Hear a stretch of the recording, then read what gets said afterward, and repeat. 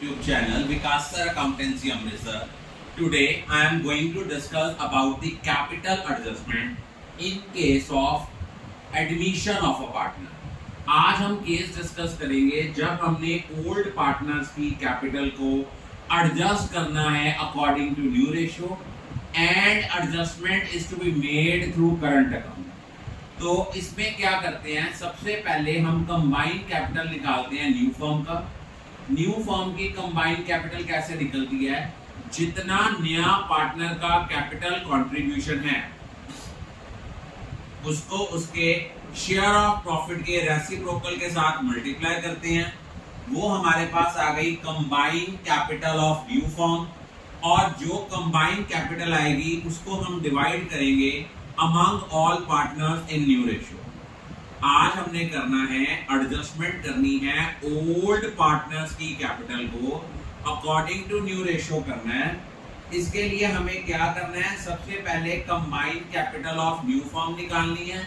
जब भी हमने combined capital of new firm निकालनी है, एक चीज का ध्यान रखना, फर्स्ट ऑफ ऑल हमें ये देखना है कि नए पार्टनर का कैपिटल कंट्रीब्यूशन कितना है. जितना नए पार्टनर का कैपिटल कंट्रीब्यूशन है उसको हमने मल्टीप्लाई करना है उस नए पार्टनर के शेयर ऑफ प्रॉफिट के साथ. जब हमने इसको उसके क्या करना है, जो कंबाइंड कैपिटल निकालनी है, जितना नए पार्टनर का कैपिटल कंट्रीब्यूशन है उसको नए पार्टनर के शेयर ऑफ प्रॉफिट के रेसिप्रोकल के साथ मल्टीप्लाई करना है. रेसिप्रोकल मींस जैसे उसका शेयर 1/5 है तो 5/1 कर देंगे, और जो हमारे पास कंबाइंड कैपिटल आएगी उसको हम डिवाइड करेंगे among all partners in new ratio. Old partners की कैपिटल को एडजस्ट करना है अकॉर्डिंग टू न्यू रेशियो और एडजस्टमेंट करनी है करंट अकाउंट के थ्रू. सबसे पहले हमने combined capital of new firm निकाला. वो कैसे निकला, जितना नए पार्टनर का कैपिटल कंट्रीब्यूशन है उसको नए पार्टनर के शेयर ऑफ प्रॉफिट के रेसिप्रोकल के साथ मल्टीप्लाई किया.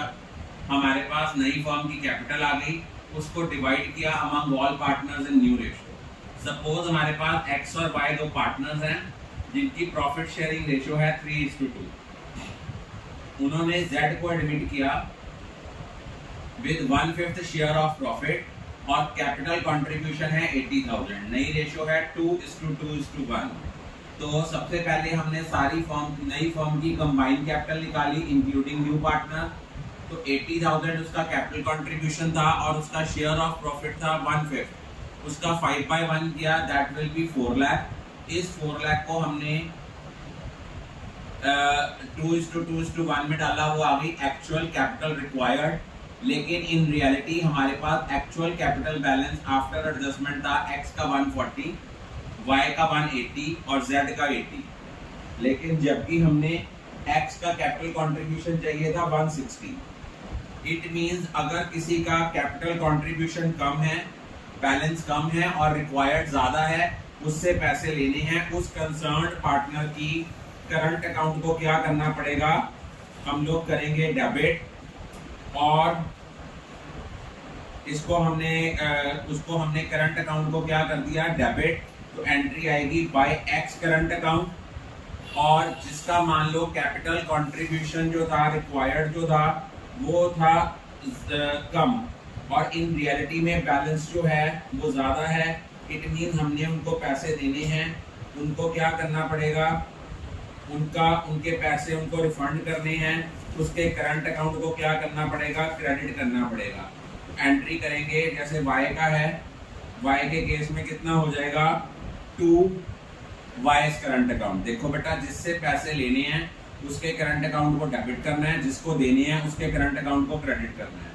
जिसका करंट अकाउंट का बैलेंस डेबिट हुआ है वो बैलेंस शीट की एसेट साइड पे आएगा. जिस पार्टनर का करंट अकाउंट का बैलेंस क्रेडिट हुआ है उसको हम क्या करेंगे, बैलेंस शीट की लायबिलिटी साइड में शो करेंगे. By concerned partners current account balance sheet की एसेट साइड पे आएगा. To concerned partners current account balance sheet की लायबिलिटी साइड पे आएगा. I think all of you are clear about it.